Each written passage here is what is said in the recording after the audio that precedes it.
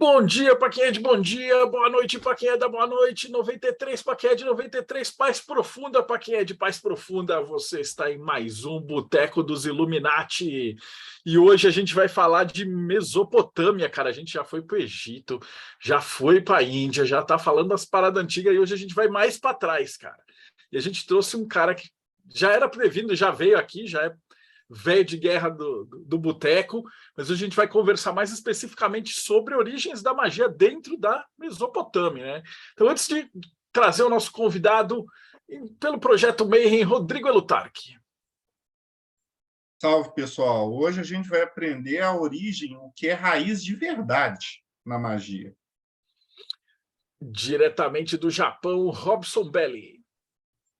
Olá, pessoal. Muito ansioso para saber se realmente começou em Nippur o negócio. E representando mortesúbita.net, Thiago Tomosalska. Saudações, estrelinhas do voluptuoso céu noturno. É um prazer estar aqui com vocês de novo. E diretamente de Aracaju, Ivan de Aragão. E aí, galera, boa noite, bom dia, boa tarde a todos. Pois é, o tema hoje promete, né? Porque a Mesopotâmia é uma área muito interessante. Quando a gente é guri, estuda na escola, fica lá com os olhos brilhando, né? Pelo menos eu ficava, não sei, já falei aqui pela minha parte. E é isso aí, vamos ouvir mais uma vez o Rômulo, que é sempre um show de bola. E hoje a gente vai estar com um convidado que já esteve aqui antes, mas vai participar hoje. Salve, Charles. Boa noite a todos. O tema é super instigante, né? A origem aí da civilização ocidental aí. E o Rômulo, especialíssimo, né? Tudo que vem dele, um grande estudioso, um grande ocultista aí do cenário brasileiro. E o último integrante da nossa mesa de hoje, Paulo Jacobina, do Pedras de Afiar. Fala, galera, tudo bem? Hoje a gente vai receber o Rômulo Angélico. Para quem já está no canal há muito tempo, ele já deu uma aula para a gente sobre o Catimbó Jurema, né? Mas para quem está chegando aqui pela primeira vez, o Rômulo, ele é historiador, especialista em ciência da religião. Ele é professor na rede pública do estado do Rio Grande do Norte. Ele é sacerdote juremeiro, patrono da Caraíba, que é um sistema de cura e magia cabocla, e autor de diversos trabalhos. Dentre eles, a gente pode destacar o livro do Mago Juremeiro, está saindo agora também, né? O Canindé, Rei da Jurema, o livro do Cadimbozeiro Mestre, Em Busca da Iniciação, dentre tantos outros. E ele também realiza uma pesquisa dentro do campo histórico e religioso sobre magia cerimonial e as suas origens na sociedade mesopotâmica. Seja muito bem-vindo mais uma vez, Rômulo. É sempre um prazer tê-lo aqui. De antemão, quero novamente agradecer a todos e todas, viu? Gratidão pelo convite. Fico muito feliz assim, em sentir que existem pessoas sérias lidando com alta magia, que é uma coisa tão delicada e, ao mesmo tempo, um tanto quanto perigosa, né? Para quem não chega junto com jeitinho. E, além do Catimbó Jurema, que é minha filosofia de vida, né? A Jurema me trouxe outras orientações, outros recados, dentre os quais o estudo sobre o Tantra e o estudo sobre... Eu iniciei com Cabala. Antes de conhecer a Jurema Sagrada, eu iniciei com Cabala, tal.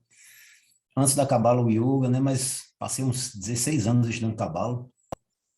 E aí, como historiador, eu gosto muito de procurar as origens das coisas, sabe? Porque, de repente, nós encontramos livros com fórmulas, conjuração de entidades, evocação de divindades, e às vezes a gente faz a coisa de modo meio descontextualizado. E eu acredito que para caminhar em alta magia nós precisamos conhecer as estruturas das coisas, que tipo de arquétipo estamos evocando, o que é que aquela inteligência espiritual com a qual estamos tentando manter contato significou, o que é que ela trazia, o que é que ela levava para os povos que a conceberam, para os povos que interagiram com essa inteligência, né, em suas origens, e para a gente não fazer a coisa errada, né, pedindo por exemplo, pedindo proteção para a criança que vai nascer evocando Lilith. É bom que a gente conheça bem direitinho os primórdios ali da coisa e como ela se desenrolou ao longo do tempo. Então é isso. Espero ser útil aí mais uma vez nessa troca de ideias e muita gratidão.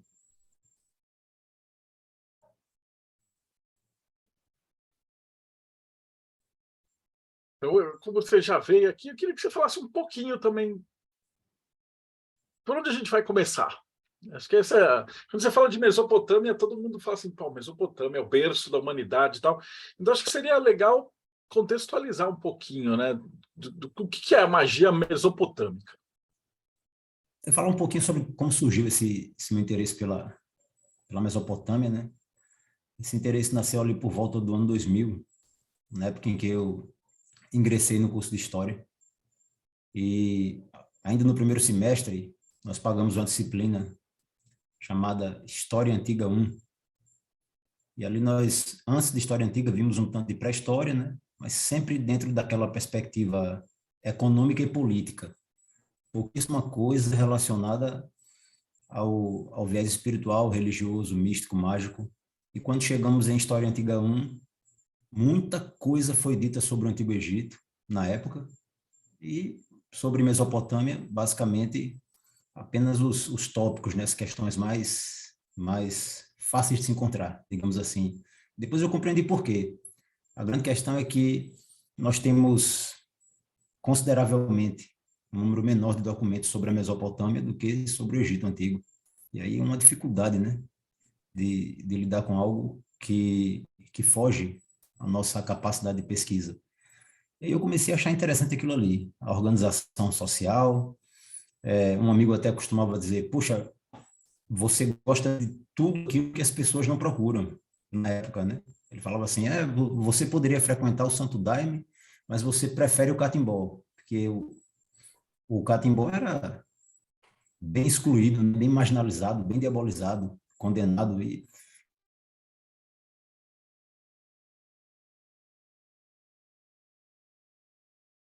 questões espirituais iam para o Egito, né? Iam se filiar a organizações iniciáticas que tratavam do Antigo Egito. Nenhuma delas, que eu saiba, trata consideravelmente de assuntos oriundos da Mesopotâmia, e eu saí buscando a Mesopotâmia.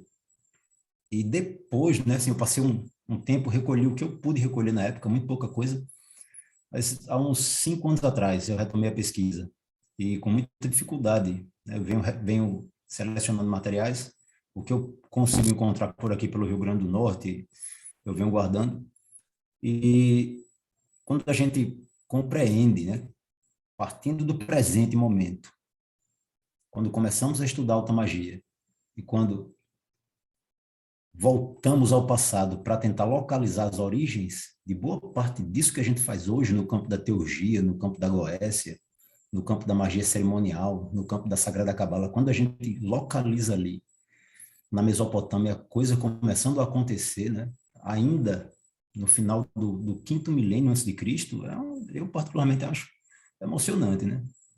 E muita coisa foi sendo acrescentada, né, aos trabalhos mágicos. Os trabalhos ficaram muito complexos, né, muito difíceis de se realizar.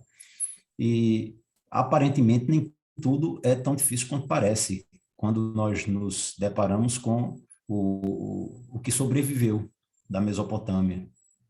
E aí eu fui realizando a pesquisa histórica sobre os povos que estabeleceram a hegemonia no território mesopotâmico, ali na ordem, né? Primeiramente, os sumérios, na sequência, os acádios, né? Que foram os ancestrais dos hebreus, na sequência, os babilônios, depois assírios, depois caldeus, né?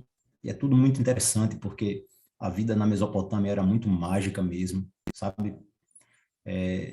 Existem detalhes que só na Mesopotâmia a gente encontra, pelo menos até agora, né?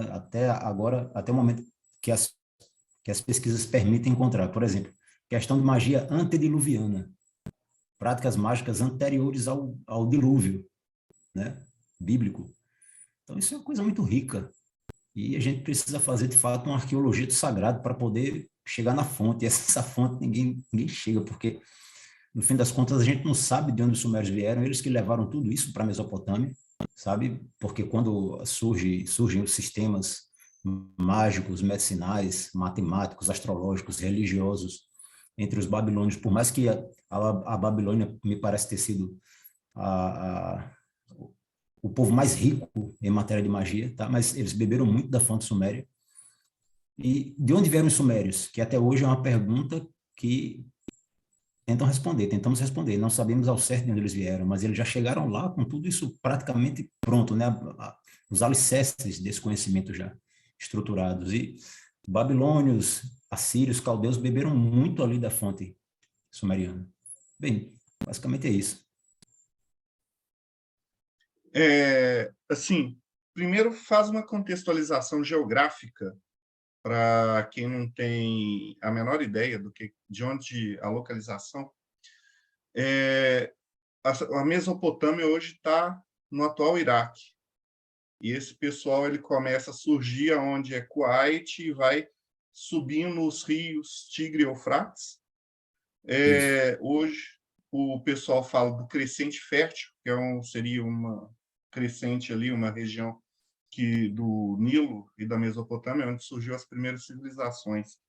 Aí faz um contexto, porque ficando ali na Mesopotâmia, onde é o Iraque, ele está perto da Índia e está perto ali da África e da Europa. Isso. A Mesopotâmia, esse termo Mesopotâmia, é uma palavra que em língua portuguesa, na verdade é um termo de origem grega. Em língua portuguesa significa entre rios, e os historiadores acrescentam uma outra expressão, terra entre rios, né? Justamente porque foram povos que se estabeleceram ali entre o rio Tigre e Eufrates, essencialmente, a princípio, onde hoje se encontra o Iraque. E a história da Mesopotâmia, ela a meu ver, mais complexa que a história egípcia. Tá? Primeiro porque nós temos uma alternância muito grande de povos estabelecendo hegemonia. Tá? E temos, em paralelo a isso, a presença de quase uma dezena de outros povos, cada um com cultura própria, cada um com dialeto próprio. Tá? E aí uma presença enorme de divindades agrárias, divindades ligadas às forças da natureza, divindades ligadas aos astros, né? E coisas interessantes ali, a presença dos gênios também, a ideia de demônios, a gênese dos demônios tem a origem ali na Mesopotâmia, né? As bases da Goécia estão lá, tá? E dessas divindades com nomes distintos, muitas migraram para o panteão de outros povos, né? Os fenícios assimilaram elementos de origem mesopotâmica, os gregos também, os romanos também. Os próprios hebreus, quando estavam ali dando origem aos seus mitos sagrados, né? O Jeová bebe muito de divindades mesopotâmicas também. E estamos nesse processo de resgate dessas informações tão importantes para que a gente possa desenhar um mapa, ao mesmo tempo, historiográfico, geográfico e religioso, né? Tentar organizar esses panteões, né? Quais divindades foram assimiladas, quais permaneceram vivas durante os milhares de anos, os detalhes sobre os sistemas sistemas divinatórios, né? E esse conhecimento justamente migrou, parte para a Índia, ocorreram trocas de ciências, trocas de informações com o povo da Índia, com o povo egípcio. E a Mesopotâmia é considerada justamente por conta de sua localização, uma região, tá, que forneceu elementos importantes para a cultura de todos esses povos que estavam em sua volta. Não apenas em questões religiosas, mas questões jurídicas, questões políticas, questões econômicas também. Essa é uma grande encruzilhada, digamos assim, né? Muito, muito profícua a nível de conhecimento.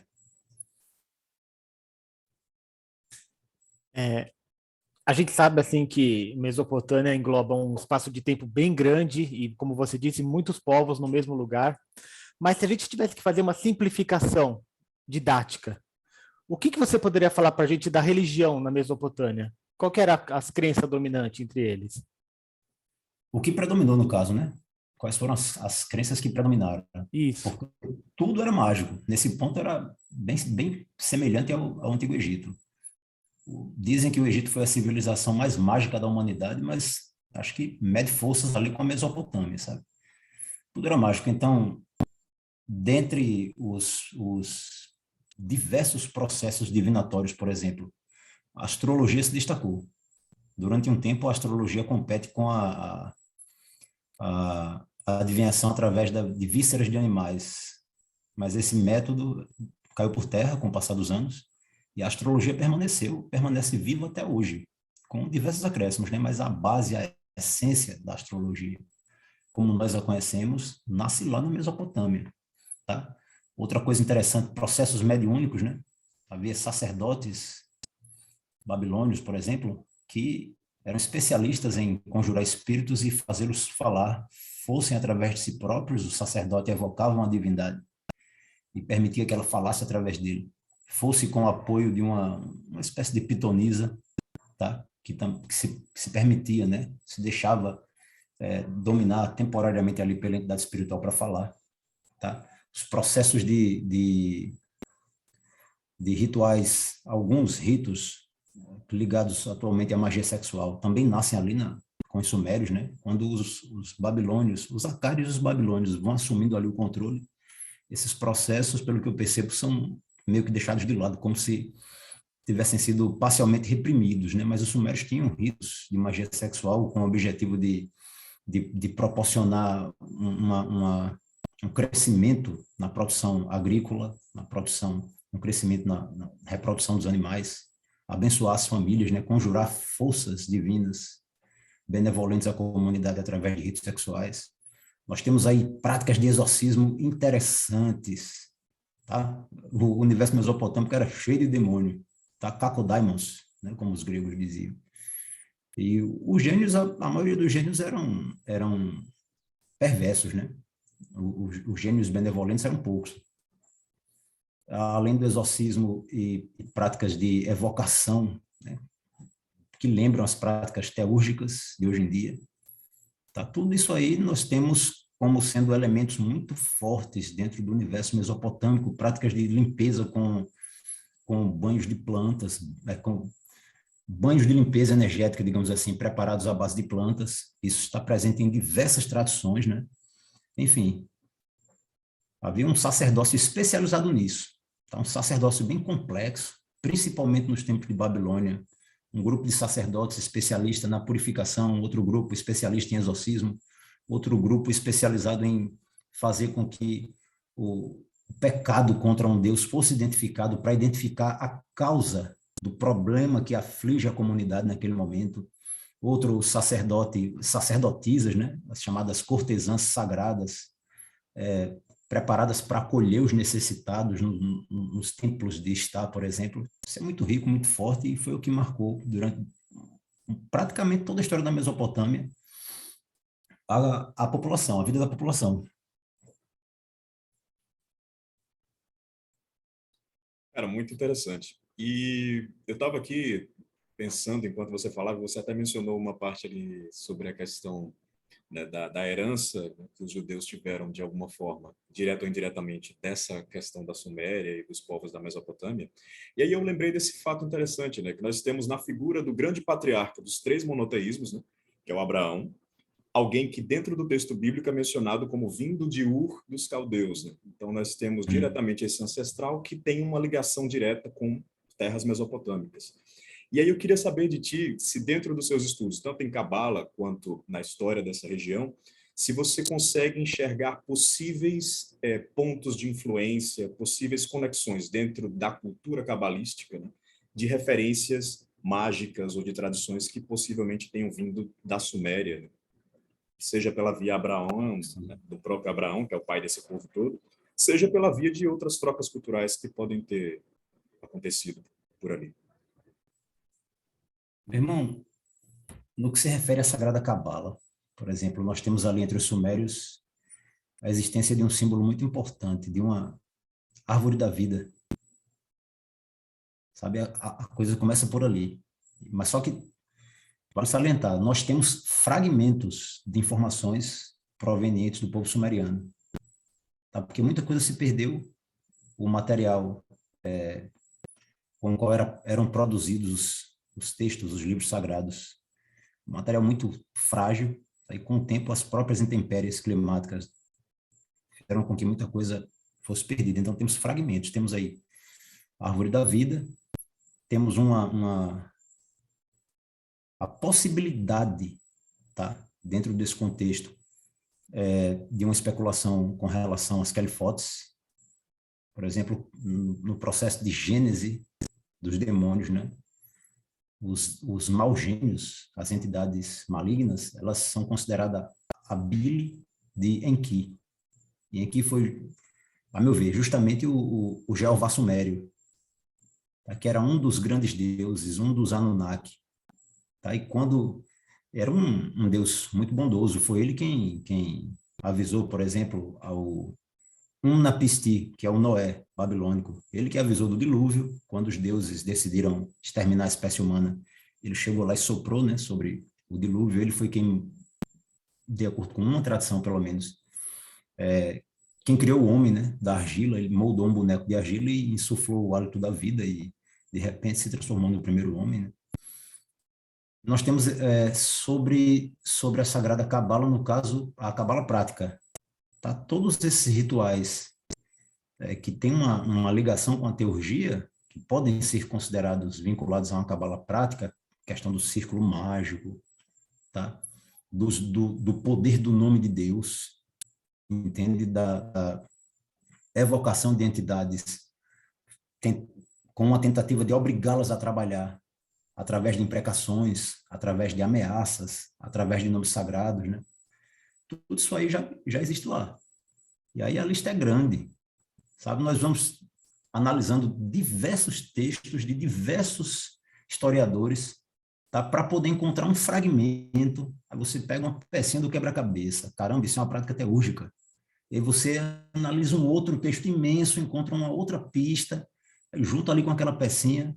Puxa vida, ele está organizando um círculo para se proteger de alguma entidade que ele tenha conjurado, que ele tenha evocado. Aí ele quer que essa entidade trabalhe para ele. E aí, de repente, um feiticeiro marginalizado, né? Que o clero era praticante de alta magia, o feiticeiro era como se fosse um mago que trabalhava a revelia do Estado. Por isso que era diabolizado. Aí ele descobre como se pronuncia corretamente o nome de um deus. E aí ele exerce autoridade sobre o deus. Isso aí está muito presente na cabala prática, né? Na magia cabalística. Perfeito.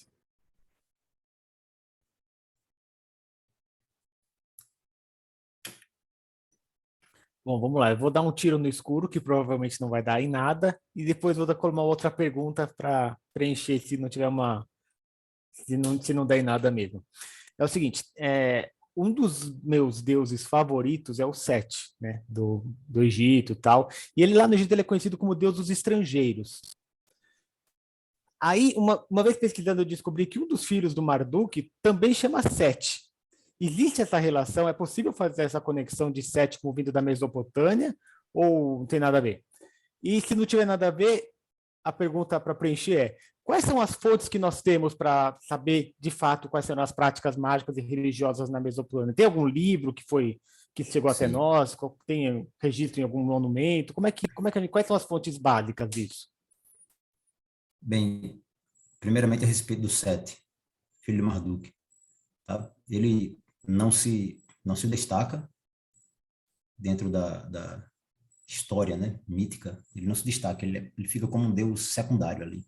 Tanto que ele é muito pouco citado pelos cronistas, pelos historiadores.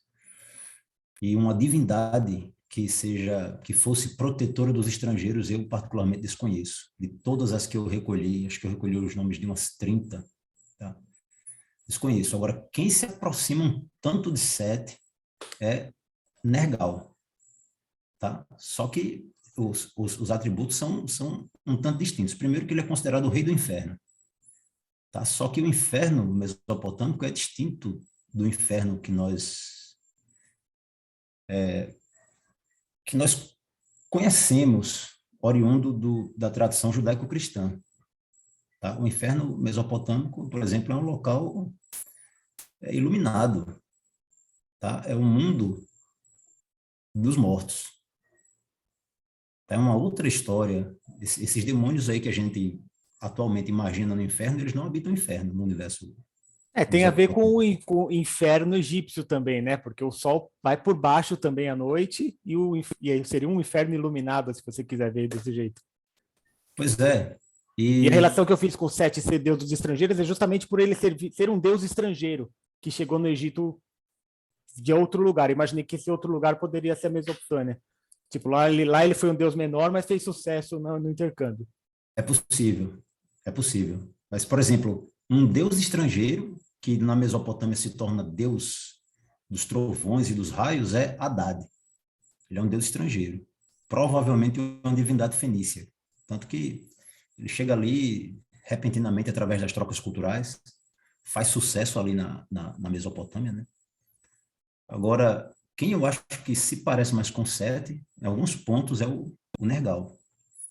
Sabe, quanto a livros, é o seguinte, é uma dificuldade que eu tenho, tá? Porque, fora a língua portuguesa, eu me aventurei anos atrás no grego clássico e no tupi antigo.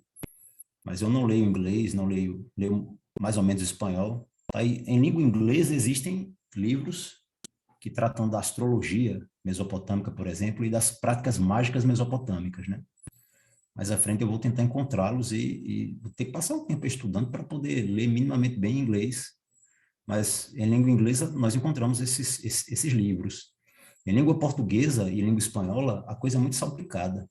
Nós temos que sair fazendo uma seleção mesmo assim, com muita paciência, sabe? Muita paciência.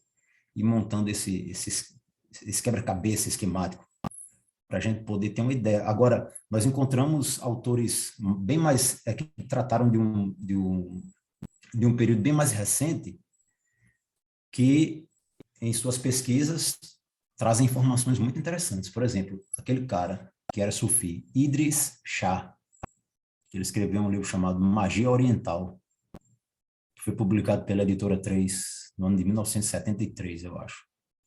Então, o Idris Shah, quando ele estuda o ocultismo árabe, o ocultismo persa, ele vai selecionando ali umas práticas de origem sumero-babilônicas para colocar no texto dele, que são mais interessantes, né, de se lidar do que aquilo que nós encontramos nos historiadores convencionais, porque ele é um pesquisador da espiritualidade mesmo, um pesquisador da magia, né? E aí ele é bem seletivo. Aí o Idris Shah é uma fonte primorosa assim, para auxiliar nesse processo de reconstituição teórica dos ritos antigos.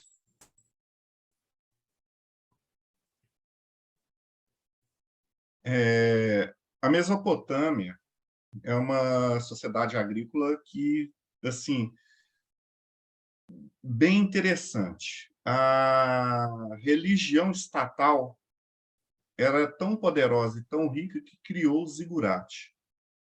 Então, assim, a gente viu no Egito que você tinha a religião estatal e você tinha os cultos populares.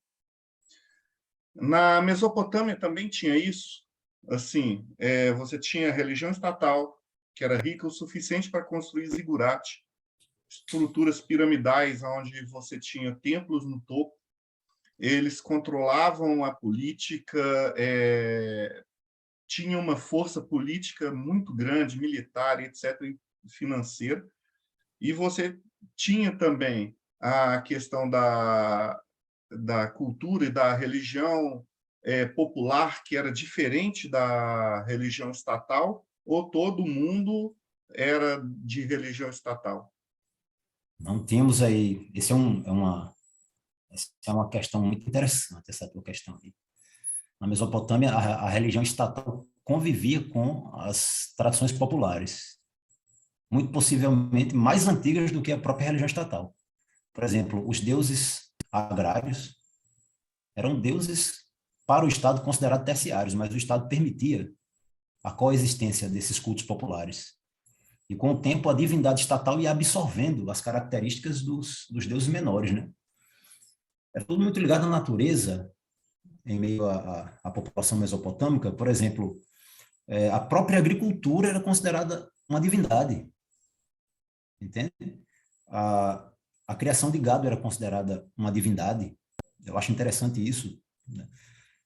Assim como havia esses deuses mais ligados às famílias, né, cultos praticamente domésticos, em paralelo haviam os cultos a Marduk, por exemplo, que foi o deus nacional do povo babilônico, o culto a Assur, né, que era o deus nacional dos assírios.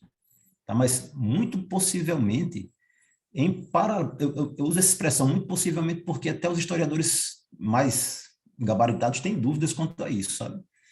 Em tempos muito remotos ali, por volta do ano 5000 a.C., tá? O rei dos deuses, pelo menos para o povo sumério, ali que chegaram no território mesopotâmico ainda em uma proto-história antes da escrita ser inventada, antes do ano 4000 a.C., o rei dos deuses era Anu, An, o nome dele em sumério, An, era o deus do céu.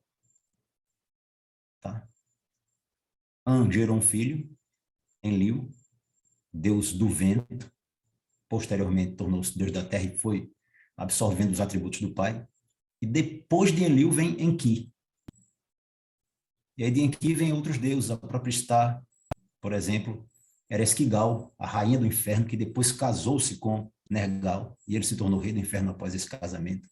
Em paralelo a esses grandes deuses, né, que eram chamados Anunnaki, haviam os deuses menores, tá? Que eram deuses ligados à família, eram deuses ligados ao trabalho. São simbolizados, por exemplo, por instrumentos de trabalho, uma enxada simboliza um deus. Ou são representados por vegetais, os grãos, existe uma divindade dos grãos. Tá? E são deuses mais ligados à sobrevivência mesmo. Os cultos a esses deuses menores permaneceu, semelhante ao Egito ali. Tá? O Estado não fazia oposição. O que o Estado combatia era a feitiçaria. O que nós podemos chamar feitiçaria? O que seria feitiçaria? Uma prática mágica realizada à revelia do Estado. Tá? O Estado não chancelava. Considerava os feiticeiros uma estirpe amaldiçoada. O próprio contato com eles já desagradava os deuses. E eles tinham uma ciência mágica que media forças de fato com o clero mágico mesopotâmico. Tá? Media forças. Em algum momento, a ciência mágica que pertencia aos sacerdotes chancelados, dirigidos pelo Estado, tá? Em algum momento essa magia vazou. E outras pessoas que não faziam parte dos grupos iniciáticos, que não faziam parte do clero, tiveram acesso a esse conhecimento e formaram uma casta independente de magistas. E essa casta foi principalmente, durante a hegemonia babilônica, muito combatida. Ali no período sumeriano inicial, havia uma dificuldade, por exemplo, por parte dos sacerdotes sumérios, uma dificuldade de identificar as origens do mal. Sabe? Eles não sabiam, a princípio, explicar por que é que os deuses, por mais que benevolentes, geraram o mal. Por que é que eles permitiam que as doenças ocorressem? Por que é que eles permitiam que a seca se manifestasse, que a fome se manifestasse? Tá? Mas com o tempo, à medida que o sacerdócio babilônico vai se estruturando, ele é maior, né? Ele é mais complexo do que o sacerdócio sumeriano. À medida que o sacerdócio babilônico se estabelece, uma guerra, uma perseguição, inclusive um autor chamado C.W. Ceran, ele cita um antecessor do nosso Maleus Maleficarum. Ele cita um livro chamado A Fogueira, de origem sumero-babilônica, e era um livro, pelo que ele afirma, né, em seu trabalho, era um livro em que haviam ali os métodos de identificar quem eram os feiticeiros e as penalidades que eles deveriam sofrer, sabe? Eu não sei se eu estou respondendo sua pergunta, porque eu começo a falar de uma coisa e já vou passando para outra.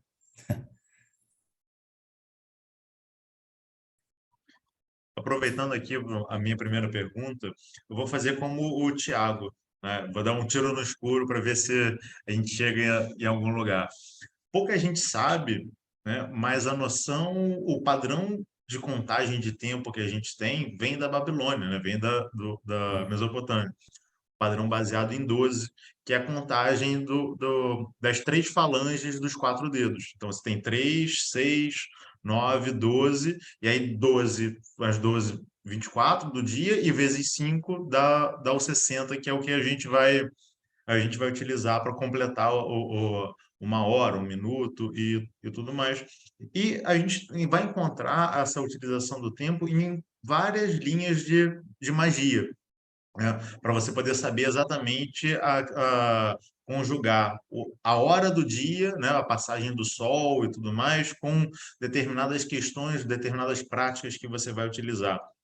Nas suas pesquisas, você encontrou algo relacionado a isso dentro da magia cerimonial na Mesopotâmia, a utilização dessa marcação de tempo, dessa utilização de momentos específicos para algumas práticas, ou estou só atirando no escuro mesmo e acertando em nada?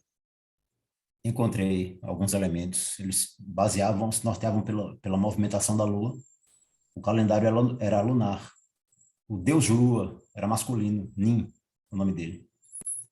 E, de acordo com o movimento da Lua, as fases da Lua, eles estabeleciam um calendário com dias em que era possível realizar determinadas práticas mágicas e dias em que essas práticas não deveriam ser realizadas. E aí era toda uma multidão de detalhes, tá? Detalhes, questões de dias, de horas, por exemplo, só para a gente ter uma ideia.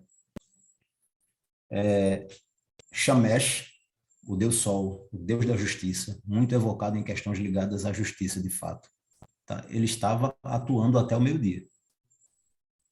Então havia um momento para que a gente pudesse conjurar as forças de Shamash.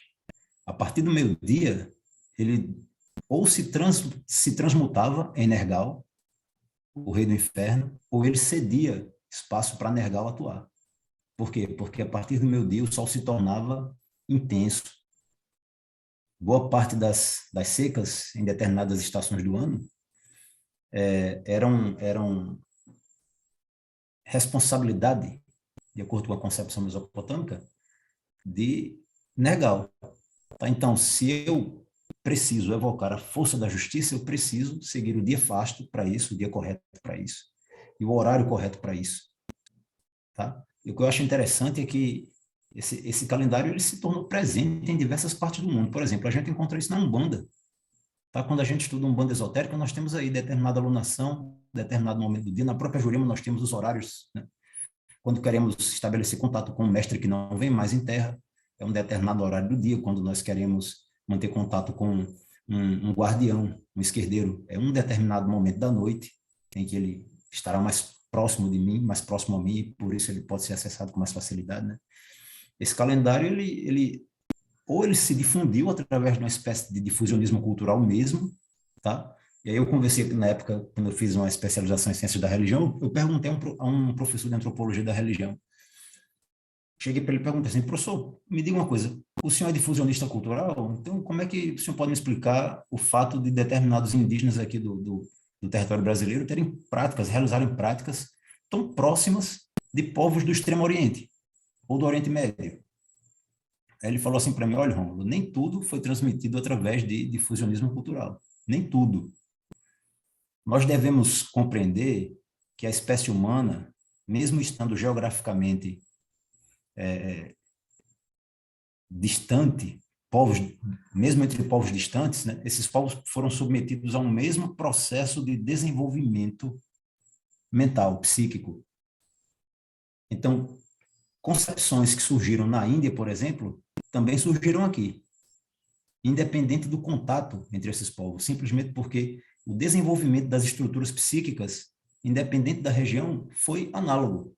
Então, mais cedo ou mais tarde, por exemplo, um arquétipo se manifesta por conta disso, não necessariamente por conta de um contato físico e de uma transmissão cultural através desse contato. Mas essas práticas nós encontramos na Mesopotâmia. Eu tenho um livro ali interessante, chamado... acho que é o Grimório de Nostradamus. Eu fiquei doidão quando encontrei esse livro, porque não sei quem é o autor, não tem o nome do autor. Aparentemente é uma coletânea, texto de vários autores, sabe? Mas tem um monte de informações sobre os caldeus, por exemplo, os neobabilônicos, né? Inclusive uma tabela com todos esses dias e horas. Uma tabela gigante, ao longo de 30 dias, por exemplo, de um mês.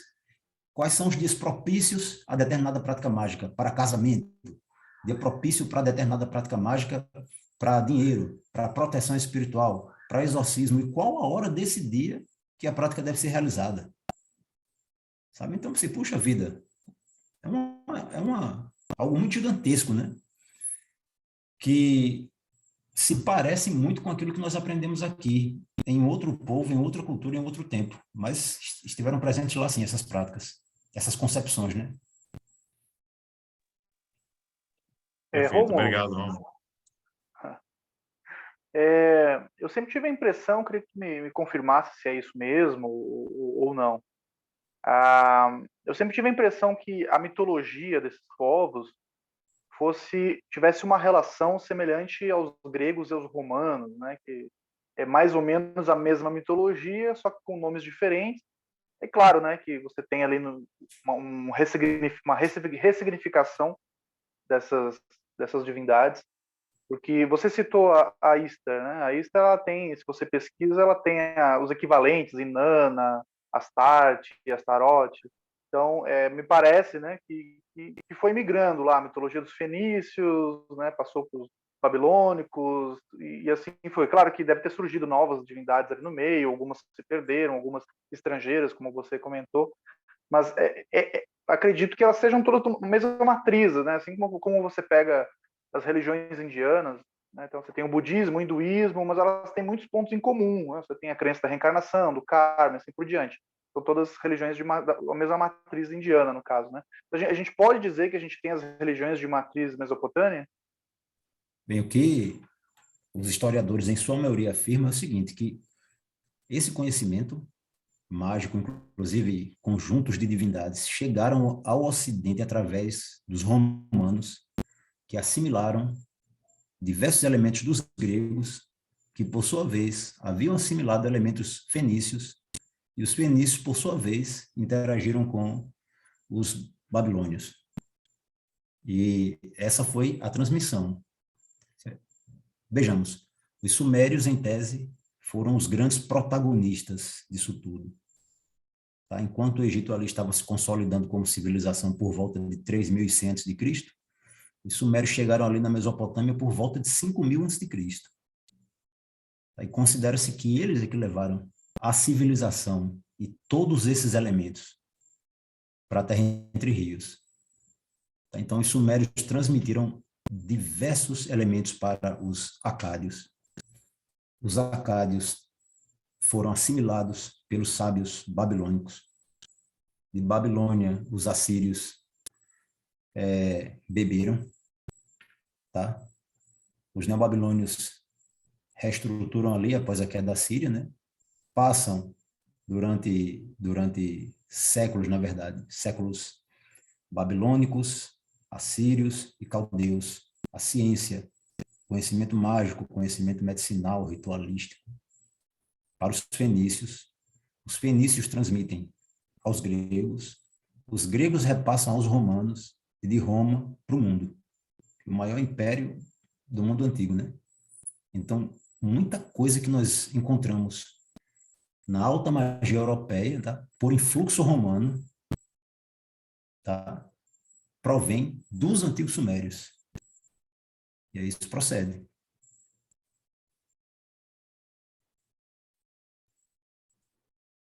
Bom, Romulo, eu gostei quando você estava mencionando ali aquelas diferenças, né, entre aquela magia institucionalizada e aquela magia da feitiçaria, né, aquela magia com uma origem diferente, digamos assim.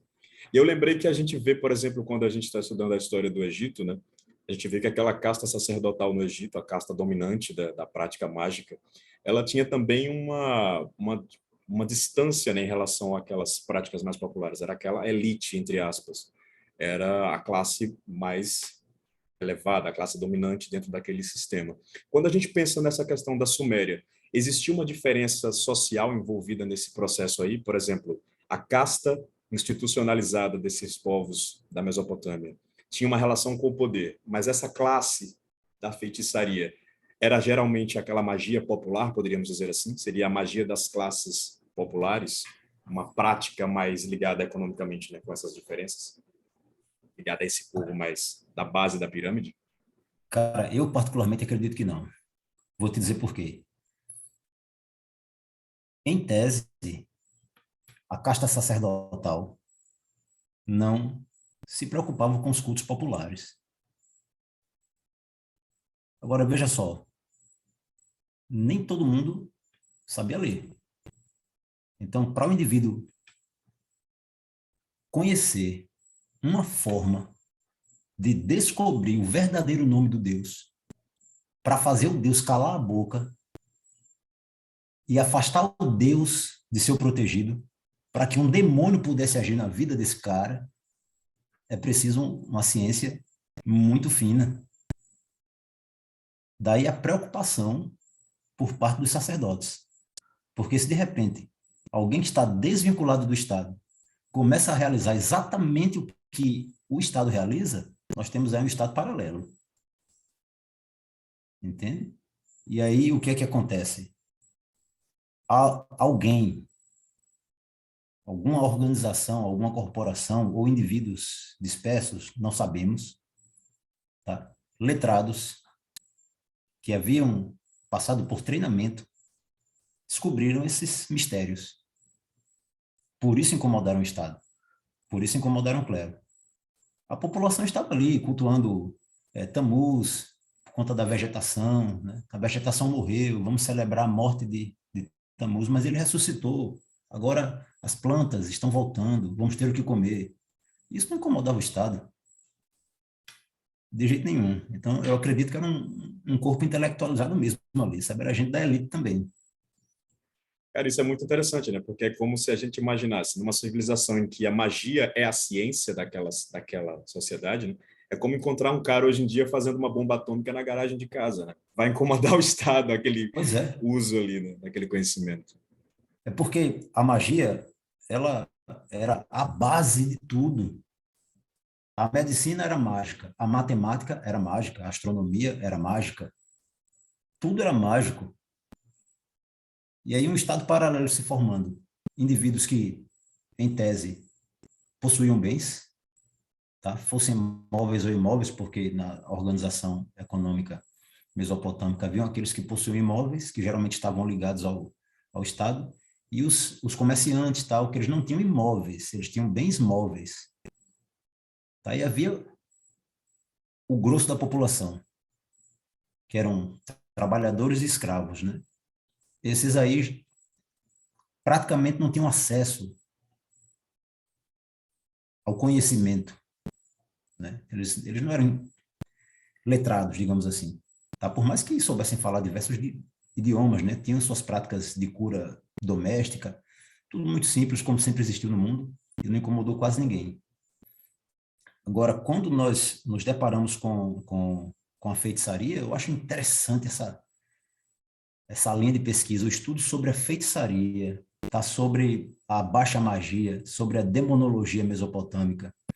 É muito rico, sabe? E com o tempo, né, eu acho que os sacerdotes tiveram muito trabalho para retirar do meio social essa convicção, tá, que as pessoas na Mesopotâmia tinham. Imagine aí, alguém, veja só, abrir aqui um parêntese e fazer uma hipótese aqui, tá? Meio anacrônica. Mas nós temos aí a questão do nome. Eu acho fantástico essa questão do nome. Os deuses têm seus nomes, né? Enlil, An, Istá, Shamesh, Nergal, Ereskkigal. Mas esses nomes não são o nome. Assim como Jeová. Tá? Não pronunciarás o santo nome em vão. Aí, de repente, certa vez eu conversei com um amigo judeu, ele falou, olha, o nome de Deus, Adonai, Elohim, El Shaddai, Jeová, são nomes de Deus. Tá? Mas o nome de Deus só pode ser pronunciado pelo sumo sacerdote uma vez no ano, quando ele está sozinho no coração do santuário.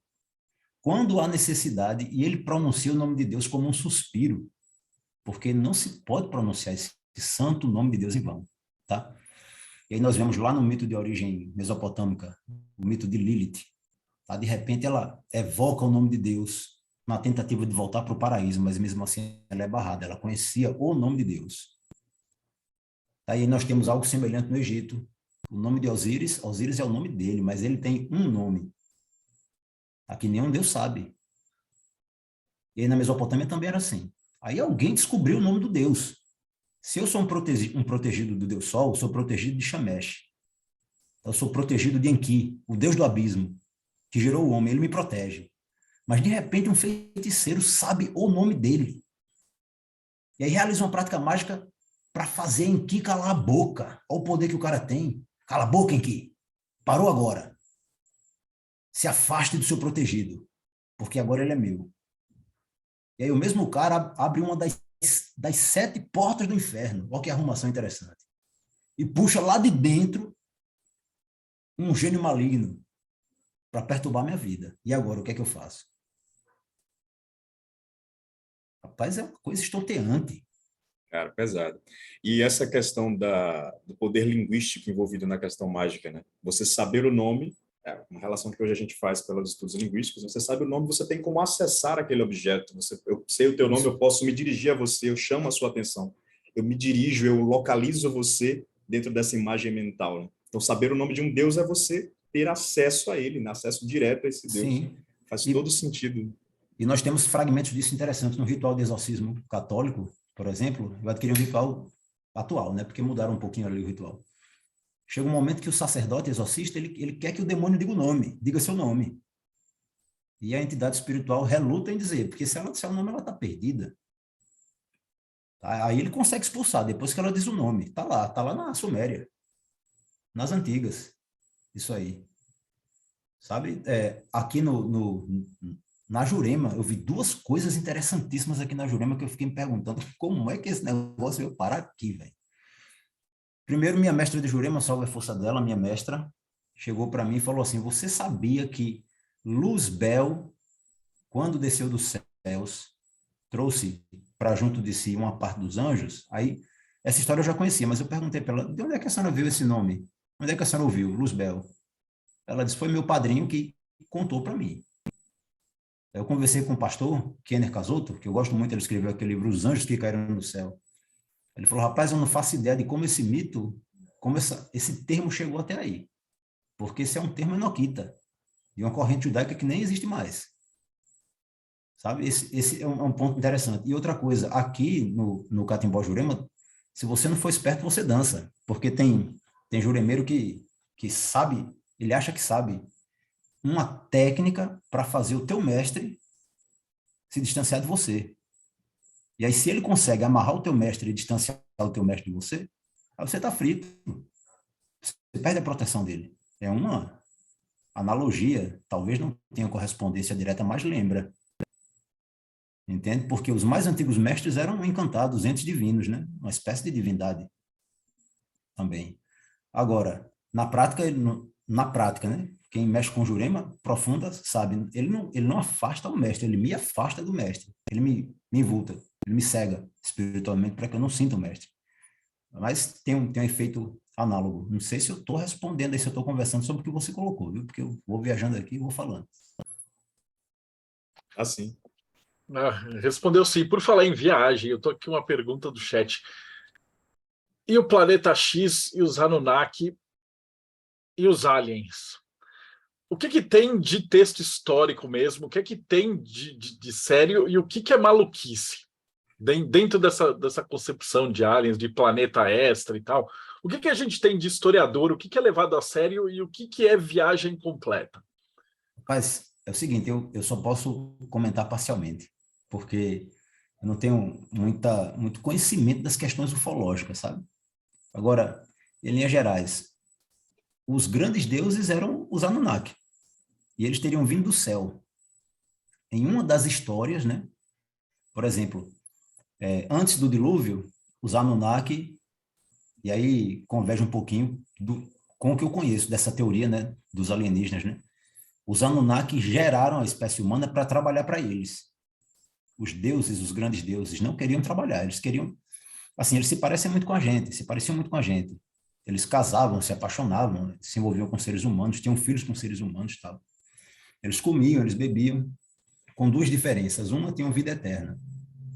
E a outra, eles não queriam trabalhar de jeito nenhum, eles queriam passar a vida gozando. Então, quando eles perceberam que teriam que trabalhar para sobreviver, eles decidiram criar o ser humano, a espécie humana, para que a espécie humana trabalhasse para eles. Tá? E aí, lá na frente, por motivos que até o presente momento não se sabe ao certo, tá? Porque faltam os textos, né, antigos, as tabuinhas precisam ser localizadas ainda para esclarecer tudo isso, mas em um determinado momento da história, os Anunnaki se desgostam da espécie humana. E aí decidem acabar com tudo. Ah, vamos acabar com o ser humano porque não deu certo, não. O projeto falhou. E aí o Ea, Ea é o nome sumério, em que é o nome semita, né?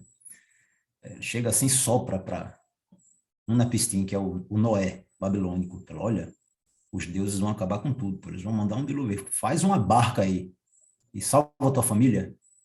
Não permita que a vida se acabe.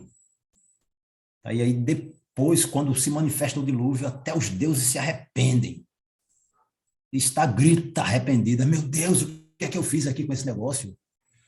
E aí os deuses se atemorizam, se escondem, não sei o quê. E quando pensam que a espécie humana de fato acabou, aparece um Napistim ali, com a sua arca, com sua esposa, com os animais, tal. E aí o que é que eles fazem? Eles levam ele para o céu, para viver para sempre com a mulher dele. Ou levam para um lugar distante, nos confins da terra. E aí o texto diz, após o dilúvio, os deuses desceram novamente do céu. Tá? E aí o pessoal que lida com a questão ufológica, né, que afirma que os Anunnaki são uma espécie alienígena, que geraram a espécie humana, tal, vão utilizar esses termos antigos, né? Desceram do céu, levaram para o céu, tá? Vieram num clarão de luz, tá? Vão utilizar esses termos tentando ligá-los a um OVNI e tal. Eu entendo dessa forma, sabe? Mas, humildemente falando, assim, eu peço até desculpa se eu estiver ofendendo alguém mais abalizado, né, que lida com essa questão ufológica, mas eu acho que os caras esticam muito. Entende? Esticam muito para o cara ter uma miração, né? Cientificamente falando, por exemplo, um profeta tem uma visão. Ele viu um monte de coisa interessante, ele viu uma luz incrível, ele viu uma criatura com não sei quantos olhos e tal. Só que estamos esquecendo de um detalhe.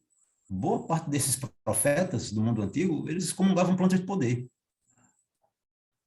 Tá? Eles tomavam planta de poder e tinham uma epifania. E aí começavam a narrar aquilo ali, a descrever, a contar. Tá? Quando a gente toma uma planta de poder, a gente interage com criaturas de planos paralelos de tudo que é jeito, né? Com a graça de Deus. Tá? Mas não necessariamente uma nave espacial vindo, descendo e liberando os Anunnaki, que vão alterar o gene humano e vão acrescentar isso, aquilo, outro. Aí eu acho que a turma estica para poder convergir com a teoria deles. Eu ia fazer uma pergunta, só que você já tinha respondido dentro de uma pergunta que o Ivan fez, né? Então eu vou reformular essa pergunta, porque, por exemplo, a gente tem, para quem não sabe, né, a gente, dentro da ideia cristã, né, tem-se que Jesus uma grande figura, ele trouxe muita sabedoria, mas existem historiadores, existem pessoas que vão comentar que a grande passagem de Jesus, o grande ensinamento de Jesus, aquele amar ao próximo como a ti mesmo, né? Amar a Deus acima de todas as coisas, com toda a sua força, com todo o seu espírito, com todo o seu coração, com toda a sua mente, e ao próximo como a si mesmo, é uma passagem que se encontra num Talmud muito antigo, que é conhecido como o Talmud da Babilônia, né? Onde você tem um estudo que conta-se uma história que um cara queria ser convertido ao judaísmo, e ele vira para um rabino e fala assim, eu quero que você me ensine todo o ensinamento do seu livro sagrado, enquanto eu me equilibro numa perna só. Aí o rabino vai e bate nele com a vara, ele vai embora, ele foge. Aí ele vai até outro rabino e fala, eu quero que você me ensine todo o ensinamento que tem no seu livro sagrado para poder me converter, mas enquanto eu me equilibro numa perna só. E aí ele fala, ame a Deus acima de todas as coisas e o próximo como a si mesmo, e todo o resto dos ensinamentos do livro são comentários a esse ensinamento, né? Ou seja, eram coisas que já se falavam na época da Babilônia e que depois disse que Jesus estudou esses livros sagrados também. A minha pergunta seria sobre a permissão dessas práticas religiosas, mas você já comentou na última pergunta do Ivan. Então, eu queria saber de você, na verdade, até que ponto você acha que o pensamento babilônico, né, o pensamento daquela classe dominante, influenciava aqueles que se encontravam ali por debaixo? Por exemplo, no caso dos israelitas, né? Até que ponto os ensinamentos, o pensamento dessa elite babilônica, dessa elite mesopotâmica, chegou a influenciar a forma de pensar e a forma de praticar magia dentro dessas outras religiões? Cara, de início, a gente já começa lembrando que os acádios, vizinhos dos sumérios ali, que foram o segundo povo a estabelecer a hegemonia na Mesopotâmia, são os ancestrais remotos dos hebreus. Já começa por aí. Então, os acádios eram semitas, né? Tá, os sumérios não eram semitas, possivelmente foram indo-europeus. Tá? Mas o que os acádios tinham de conhecimento, tá, foi parcialmente adaptado ao conhecimento sumério, e boa parte do que os sumérios detinham de saber foi assimilado pelos acádios. Os babilônios também eram semitas. Os babilônios também se aproveitaram dessa fusão aí, sumero-acadiana. Entende? Quando a gente chega em Jesus, aí a coisa fica um pouquinho complicada, porque é possível que esse termo entre em ação novamente, tá? São especulações historiográficas. Jesus tenha feito parte de uma sociedade judaica iniciática chamada enoquita. Havia os fariseus, os saduceus e os enoquitas, que eram, por exemplo, especialistas em exorcismo. É uma das características, né? E Jesus, de vez em quando, expulsava um demônio. Tá? E esses enoquitas estão ligados ao livro de Enoque, que é o livro que trata justamente dos anjos caídos, os vigilantes, e dos gigantes, que são tradições que estão ligadas à filosofia de vida do povo sumero-babilônico. Só para ter uma ideia, o Gilgamesh é o grande rei lendário, né? O Gilgamesh foi um dos caras que matou um gigante. Ele e um amigo dele, Enkidu. Um gigante chamado Humbaba. Então, se de fato houve uma sociedade de matriz hebraica, iniciática, a qual Jesus fez parte, uma sociedade que esteve ligada ao mito dos vigilantes, que esteve ligada ao mito dos vigilantes e ao mito dos gigantes, aqui é um mito que se encontra muito vivo ali entre os povos mesopotâmicos, a origem desse mito, pelo menos, assim como o mito do paraíso, do dilúvio e tal. Então, sem sombrar de dúvida, houve muita ciência transferida, muita ciência transmitida. Agora, pouca coisa se sabe sobre os enoquitas. Aí temos uma lacuna que precisa ser restituída. Então, nós temos, em tese, um Jesus que esteve entre os enoquitas e que esteve entre os essênios. Tá? Então, eu pressuponho, né, que práticas mágicas de cura e ritos de exorcismo, o homem Jesus pode ter assimilado, pode ter aprendido com os enoquitas. E a moral com os essênios. Entende? Assim como ele também bebeu muito da fonte do zoroastrismo, por exemplo, né? O cristianismo ele bebe em várias fontes, na verdade. Nós temos ali os magos, que eram vizinhos ali, né? Também estavam peregrinando ali pela região da Mesopotâmia. Mas eu acredito que existe essa ligação, sim. Tá? Só precisamos agora, as gerações contemporâneas de historiadores precisam encontrar o material e sair reconstituindo a ligação. Senão vamos ficar nas especulações e lacunas. É um problema.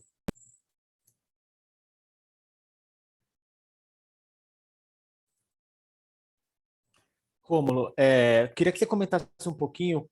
Você já até comentou em umas falas anteriores sobre a sua visão da Jurema, com baseado no que você aprendeu. A questão é, como esse conhecimento que você adquiriu nos estudos da religião e da magia na Mesopotâmia, de fato, se traduziram em alguma prática? Como é que isso influenciou na sua prática mágica? Você trouxe alguma coisa no seu modo de trabalhar? Certo. É o seguinte, deixa eu tentar responder a sua pergunta. Quando eu me deparei com a Jurema, ali em 2005, né? Eu encontrei um universo gigantesco de conhecimentos, principalmente mágicos, né? A Jurema, ela é muito mirongueira, ela é muito mágica, diferente de outras tradições que comungam de plantas de poder. A Jurema tem muitos ritos de magia mesmo, assim, muita prática mágica. E no universo juremeiro nós temos abertura para outras tradições. Por exemplo, há famílias de Jurema que estão muito vinculadas ao candomblé. São famílias de afrodescendentes, né, que interagiram com os índios. Há famílias de Jurema que estão muito ligadas ao catolicismo, devido ao período de cristianização colonial. E aqui no estado do Rio Grande do Norte, existe uma ligação entre judeus marranos, que chegaram aqui durante a colonização também, tá? Que eram praticantes de cabala, e foram viver no sertão do estado do Rio Grande do Norte, e conviveram com os índios, aprenderam a beber Jurema com os índios. E, sem sombra de dúvida, trocaram muitas informações, muito conhecimento com os índios, né? As gerações caboclas que nasceram da conexão aí dos judeus e os índios, né? Eles trabalham com uma pagelança permeada de elementos cabalísticos, tá? Dentre as grandes hierarquias juremeiras, por exemplo, nós temos aí o rei Heron, que assim como Malunguinho é um rei da Jurema afrodescendente, Canindé é um rei da Jurema de origem indígena, o rei Heron é um rei da Jurema cabalista. Ele é um rei cabalista. Nós temos, por exemplo, um dos principais reinos da Jurema, chamado Cova de Salomão, que é um reino de magistas, né? Lida muito com magia e tal. Magia cerimonial, uso de espada, uso de punhal, tá? De velas ali, traçar símbolos, pentagrama, hexagrama. Então, quando eu conheci a Jurema, eu, de certa forma, me apaixonei a essa rama de Jurema, que trabalha pagelança e cabala. Como eu já vinha por conta da Fraternidade Rosa Cruz e de outros estudos que eu vinha fazendo antes, né, durante a adolescência ali sobre cabala, estudo sobre cabala. Como eu já vinha nessa pegada, quando eu conheci a Jurema, que vi o trabalho, que eu comecei a estudar os trabalhos, eu pensei, puxa vida, esses caboclos estão adaptando a cabala ao universo indígena. Sabe, e aí, posteriormente, quando eu decidi me aprofundar um tanto, né, que é um trabalho que está em andamento, bem complicado, por sinal, mas quando eu decidi me aprofundar na espiritualidade mesopotâmica, aí eu fiquei feliz da vida. Mas por quê? Como juremeiro, eu procuro, e esse é o trabalho que eu venho me esforçando em realizar atualmente, eu procuro resgatar os ritos mais antigos do universo juremeiro.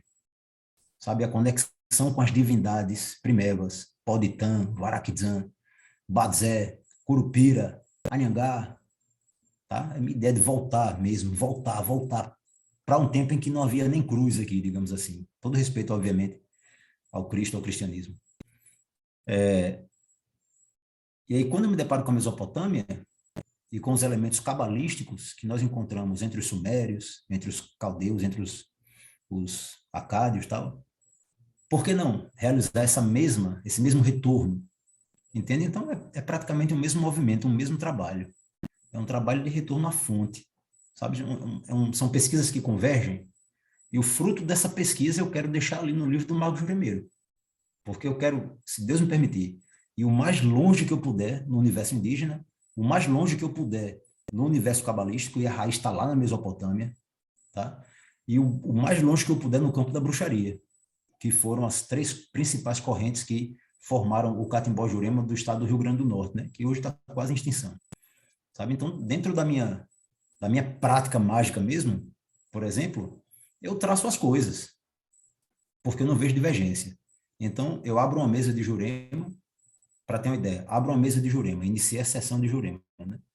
E aí, em um determinado momento, eu começo a cantar para os mestres. Então, se eu estou cantando para os mestres, eu estou invocando a presença deles. E aí, daqui a pouco, um mestre assume aqui, me mediuniza. Quando ele começa a trabalhar, ele lida com ervas. Ele chama um encantado da floresta. E ele está chamando o encantado e, de repente, ele pega um punhal e risca uma estrela de 6 pontas e acende uma vela no centro. Então, ele está fazendo cabala. Entende? E da mesma forma que ele faz, eu vou aprendendo com ele. E aí, por exemplo, o meu mestre fala assim, Rômulo, eu quero que você elabore um selo para proteger o seu terreiro. Tá bom, meu irmão, como é que é o selo que o senhor quer? Uma estrela de 6 pontas com um iode no meio. Então, ele está fazendo cabala. E aí, para mim, não tem diferença. Consegui, pelo menos... Maravilhoso, adorei sua resposta. Muito obrigado. Agora falta a pergunta principal, né? Quando é que esse livro sai publicado? Cara, é o seguinte. O livro do Mago Juremeiro já era para ter ficado pronto em junho. Só que eu tive uma primeira dificuldade, que foi conseguir reunir fontes para concluir o Canindé Rei da Jurema, que foi o último que eu lancei. Canindé, para os antigos juremeiros daqui, era o rei da Jurema, né? O maioral, assim, né? Que estava no topo ali do reino principal, o Juremal. Eu demorei um tanto, aí concluí, graças a Deus. Estou quase concluindo o número 3 da revista Tantra e Autoconhecimento. Eu quero lançar este mês ainda. E aí, em paralelo ao Tantra e Autoconhecimento número 3, eu estou devassando as fontes para o livro do Mago Juremeiro. O objetivo do livro do Mago Juremeiro era o seguinte, a princípio.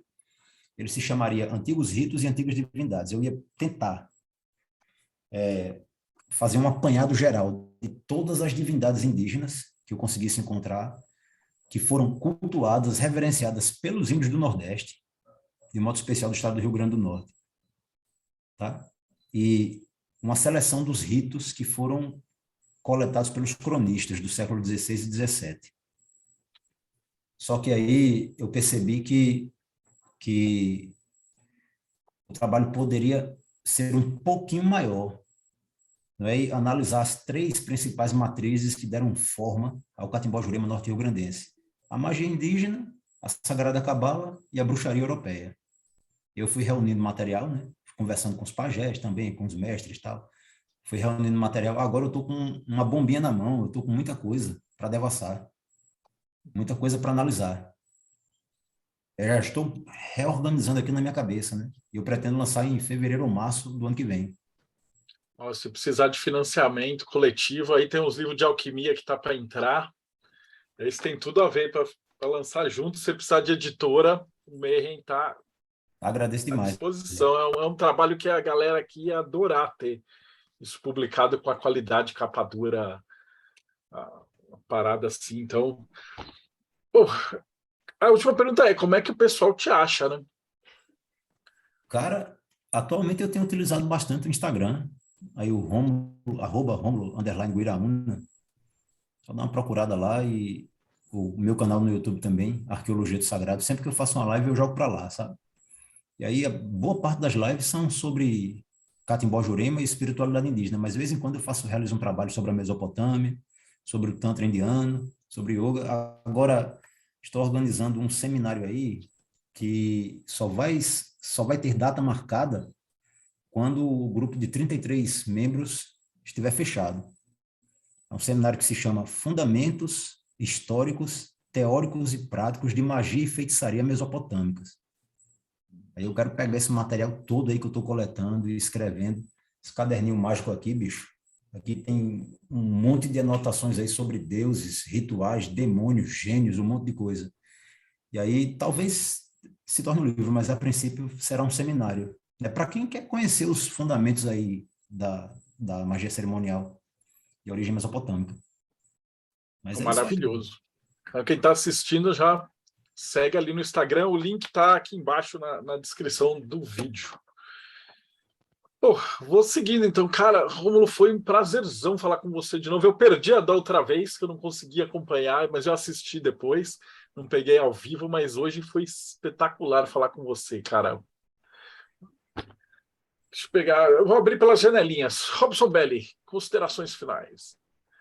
Muito interessante, né? O tema é super legal, porque voltar às origens da magia e da civilização, praticamente, é algo que é assunto para magista falar sem fim, né? Foi muito bom, muito obrigado, Rômulo, pela aula de hoje. Eu espero que volte mais vezes. Ah, vamos fazer jabá, né? Não vamos esquecer o jabá. Se você quer conhecer um pouco mais de magia enoquiana, magia com anjos, acesse enoquiano.com.br. Lá vai ter uma aba de contato e ali a gente tem o link do nosso grupo. Se você está querendo também conhecer um pouquinho mais de magia salomônica, acesse lemegeton.com.br e lá nós falamos tanto de anjos quanto de demônios. Show de bola. Rodrigo Lutarque, considerações finais. Quando vem história, adoro. Então, assim, antes de mais nada, já estava gostando. Gostei bastante do tema. Você pega a raiz da magia mesmo. E realmente estou com interesse em estudar esse livro seu, porque para ver, traçar os paralelos com o que tem de moderno.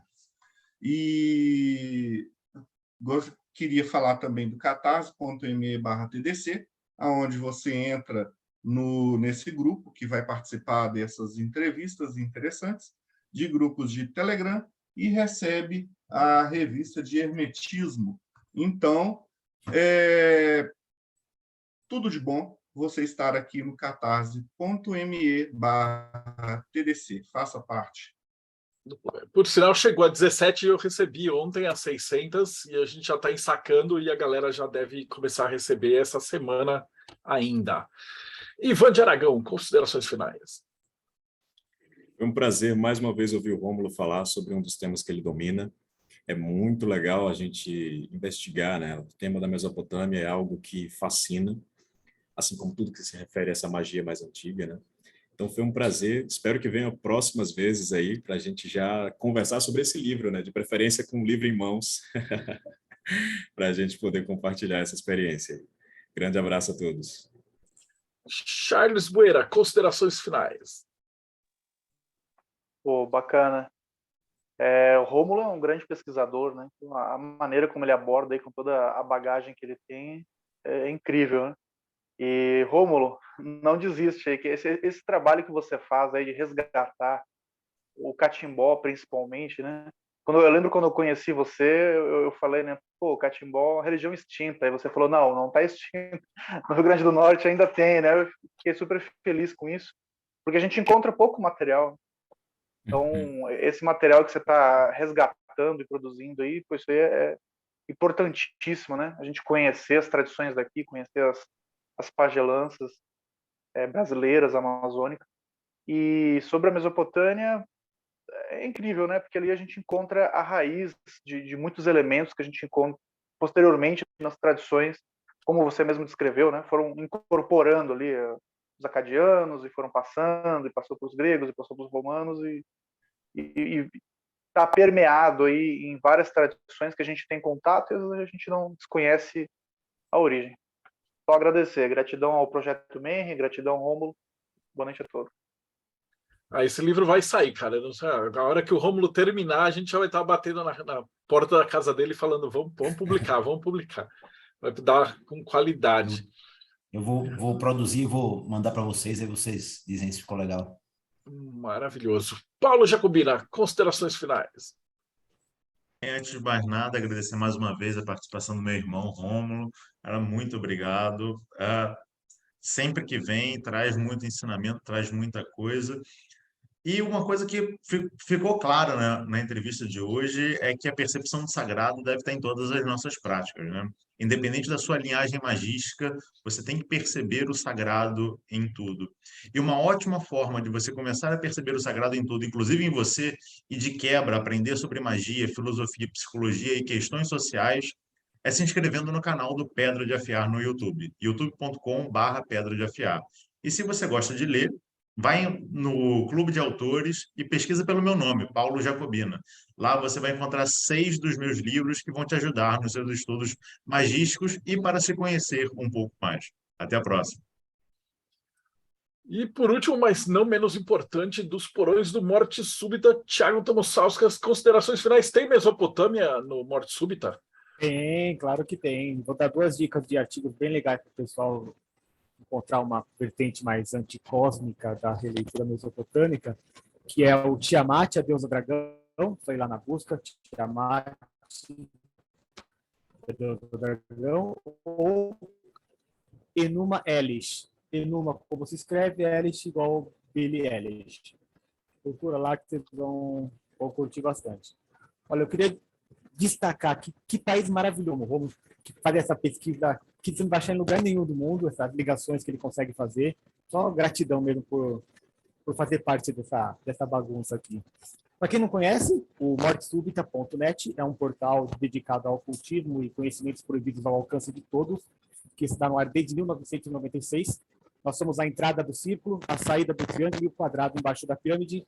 Quem quiser acessar é só mortesubita.net. Quem quiser fazer parte do problema é catarse.me/mortesubita. Valeu, galera.